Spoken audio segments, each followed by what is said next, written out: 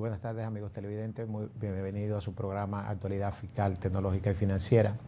En la tarde de hoy contamos con un plato fuerte. Contamos con la participación del amigo José Abreu, quien es contador público autorizado y además es miembro de Participación Ciudadana, quien nos estará hablando sobre lo que es la ley de fideicomiso público que recientemente se aprobó en el Congreso de la República y finalmente el presidente la promulgó. José, buenas tardes nuevamente a tu programa. Profesor, ¿cómo va todo? Para mí es un placer contar con esta invitación, aprovecharla para llevarle a su audiencia y compartir en este programa con estos temas tan interesantes. Así es, José. Finalmente el Congreso aprobó la ley de fideicomiso público, que era una demanda de todos los sectores, ya que la ley 189-11, que también trata el mismo tema, al parecer tenía algunos puntos ahí que no aplicaban al sector público. ¿Cómo tú ves la ley? ¿Tú crees que cumple con los cometidos por lo cual se puso en el tapete todo esto? Yo creo que cumple con los objetivos que tenía el Estado, que era tener un mecanismo con cierta validez jurídica, con un marco legal, sobre el cual ejecutar inversión pública a la forma que ellos pretendían con la figura del fideicomiso. Más allá de que se aplique la ley 189-11, que es una ley general de fideicomisos, correcto. Igual uno la puede comparar con la ley 479-08 sobre sociedades comerciales. El Estado también puede constituir una sociedad comercial y no necesita una ley especial del Estado para constituirla y para operar. A nuestra interpretación, lo importante hubiese sido una ley de administración y disposición de bienes públicos, ya sea vía una empresa pública, una sociedad jurídica, o vía un fideicomiso, o vía una venta directa. O sea, una ley que establezca cuáles son los mecanismos sobre los cuales se va a ejecutar en los diferentes mecanismos, o se va a administrar un bien público, o a poner en administración, en explotación un bien público.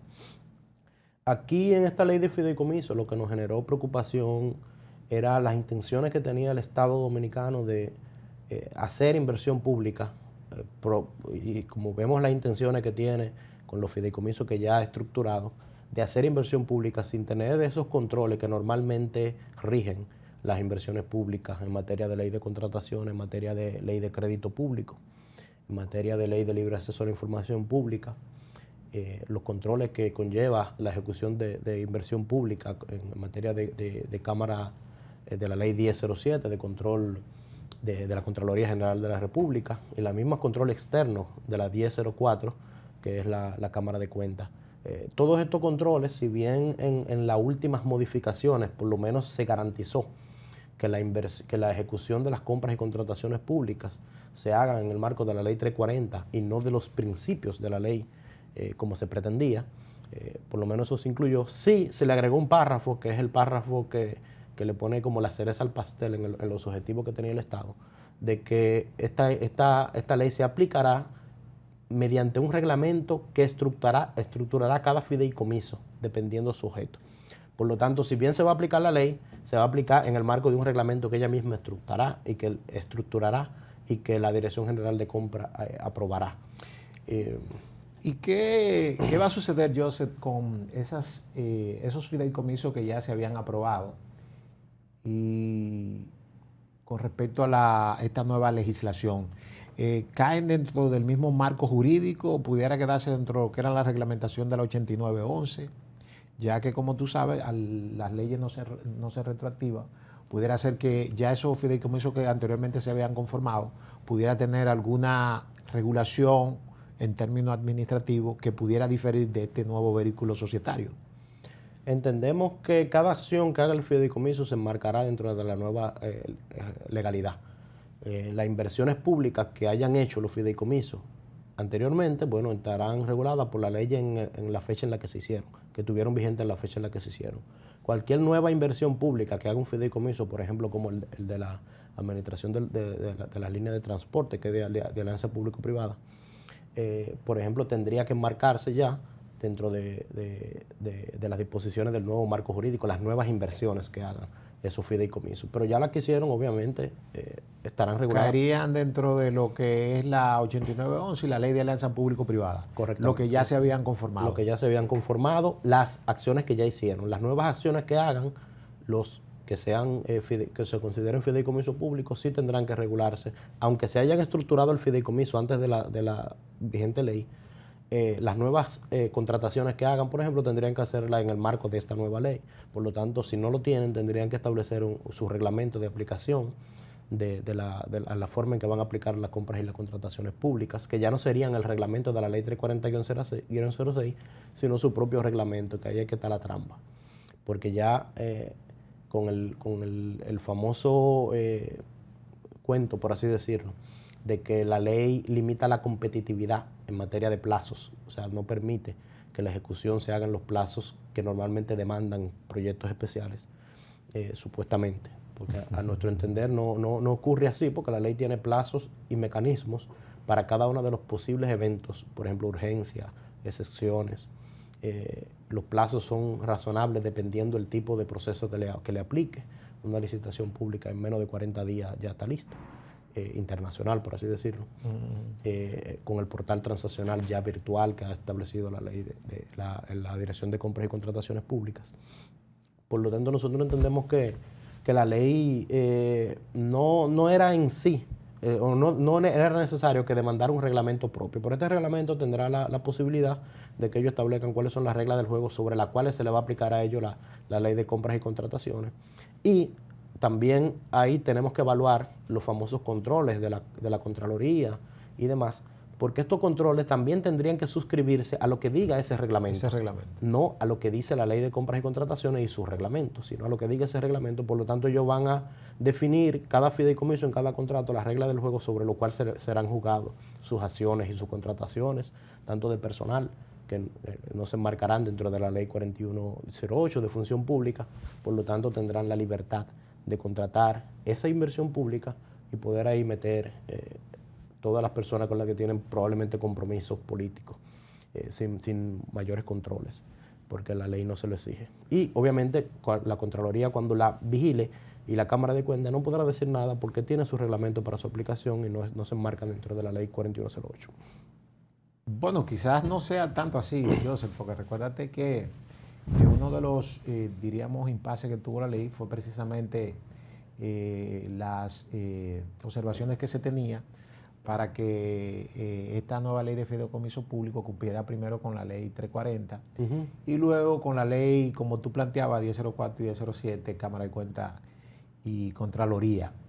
Lo que sí entiendo yo en la parte de lo que es el control interno, que recae sobre la Contraloría, pudiera ser que este reglamento trajera algunas novedades, tales como que tuviera, por ejemplo, su propio departamento de auditoría interna y no las famosas unidades de auditoría interna que tiene la Contraloría en diferentes instituciones públicas. Entiendo yo que pudiera venir por ahí.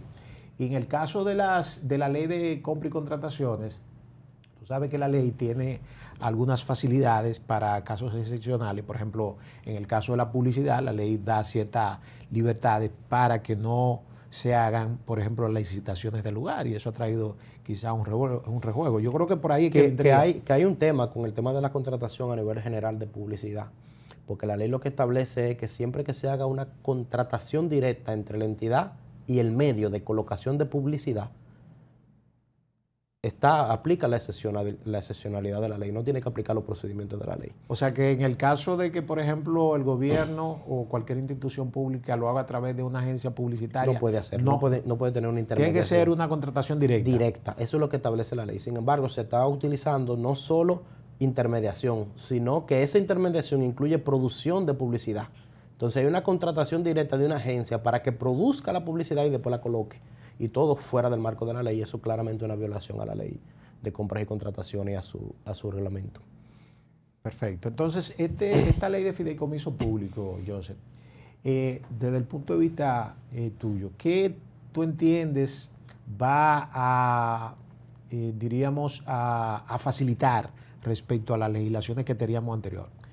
Tenemos el caso del proyecto que hay en Pedernales, ¿Entiendes tú que con la aprobación de esta ley se pudiera agilizar todo lo que es el plan que tiene el gobierno de relanzar esa área turística en el país? Ese proyecto me parece que tendría que ir por la ley de alianza público-privada porque necesita de la intervención de fideicomitentes, en este caso, o de la acción conjunta del sector privado y del sector público, de la inversión privada y la inversión pública, en el caso del proyecto Propedernales.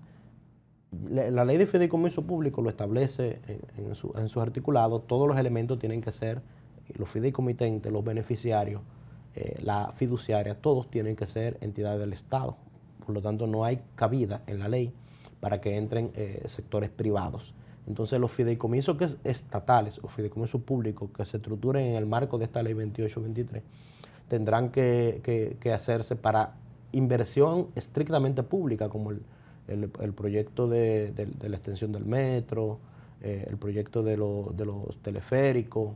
De las circunvalaciones, me parece que se han estado tratando. Las circunvalaciones, los peajes y ese tipo de cosas, o sea, los peajes que van a administrar estas circunvalaciones. Este tipo de proyectos sí entrarían dentro de lo que es los fideicomisos públicos. Y su objetivo fundamental, y ahí entran parte de las diferencias que tiene con la ley 189-11, porque la ley 189-11, como es para el público privado, tiene su objeto más en incentivar el desarrollo del mercado inmobiliario y del fideicomiso y en los incentivos fiscales que establece. Y eso ha logrado su objetivo porque hemos visto en las ciudades cómo se ha desarrollado el mercado inmobiliario, las construcciones, todo por donde vivimos y por donde circulamos.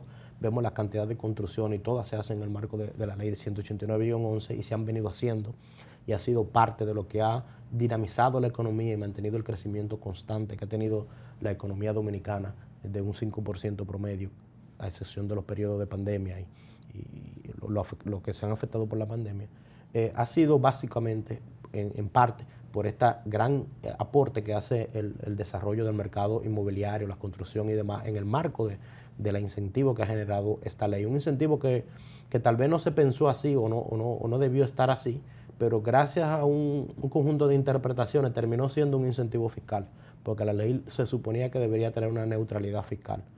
Pero vino una reforma en la ley 253-12 que cambió la retención del dividendo de un 25 a un 10 y eso creó un beneficio. Que si no hubiese ocurrido este cambio, entonces el fideicomiso, los beneficios tuvieran que repartirse en la ley 189-11 anualmente con un 25%.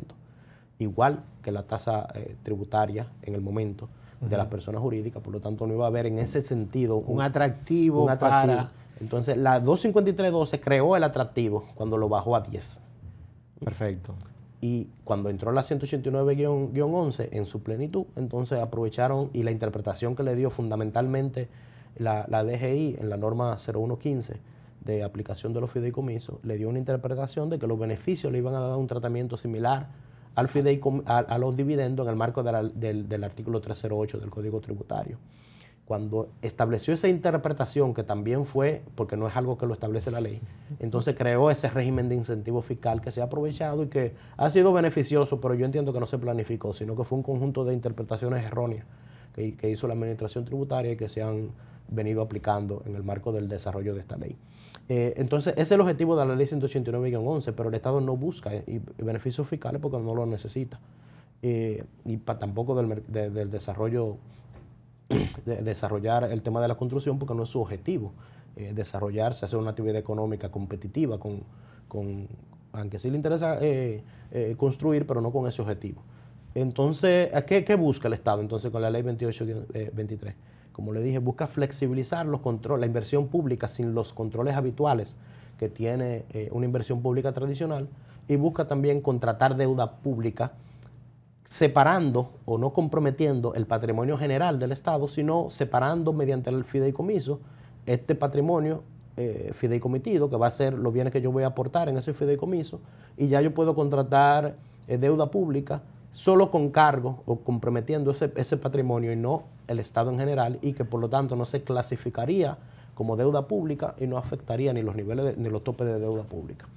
Entonces, entendemos que ese es uno de los objetivos fundamentales, aparte de los beneficios que va a tener el hecho de poder aplicar esa inversión pública sin esos controles tan estrictos que tiene la inversión tradicional pública.